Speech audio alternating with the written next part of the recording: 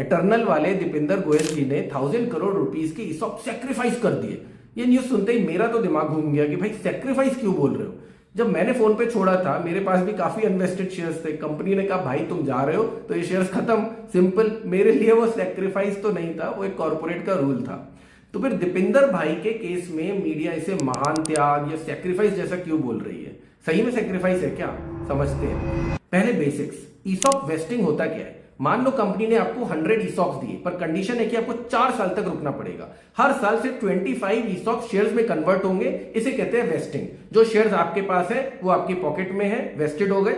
जो नहीं है वो अनवेस्टेड। नॉर्मल एम्प्लॉइज जैसे मैं था फोन पे में, जब रिजाइन करते हैं तो ये अनवेस्टेड शेयर्स ऑटोमेटिकली लैप्स हो जाते हैं, यानी कि जीरो। तो दीपिंदर के केस में अलग क्या है? 3 बड़े रीजंस। फर्स्ट है the good leaver clause. Founders के पास अक्सर एक गुड लीवर ऑप्शन होता है। अगर वो कंपनी से ग्रेसफुली एग्जिट कर रहे हैं, जैसे दीपिंदर अब वाइस चेयरमैन बन रहे हैं, तो बोर्ड चाहे तो उनके सारे इन्वेस्टेड शेयर्स को एक्सिलरेट करके उन्हें दे सकता है।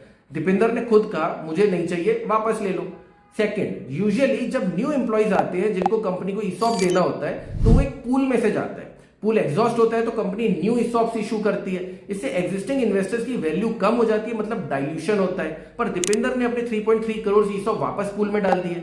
न्यू एम्प्लॉइज को उसी में से ईसॉप्स दिए जाएंगे, इन्वेस्टर्स का नुकसान बच गया।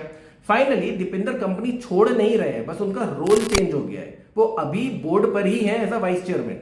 टेक्निकली तो वो चाहते तो नेगोशिएशन करके शेयर्स रिटेन कर सकते थे, पर उन्होंने इसे टैलेंट हायरिंग के लिए डोनेट कर दिया। तो समरी ये है, मेरे फोन पे एग्जिट पर अनवेस्टेड शेयर्स लैप्स होना कॉन्ट्रेक्चुअल ऑब्लिगेशन था, पर दीपिंदर के 100,000 करोड़ छोड़ना स्ट्रेटेजिक चॉइस है अपनी लेगेसी और शेयर होल्डर को वैल्यू को प्रोटेक्ट करने के लिए। कुछ नया पता लगा हो तो फॉलो कर लीजिए।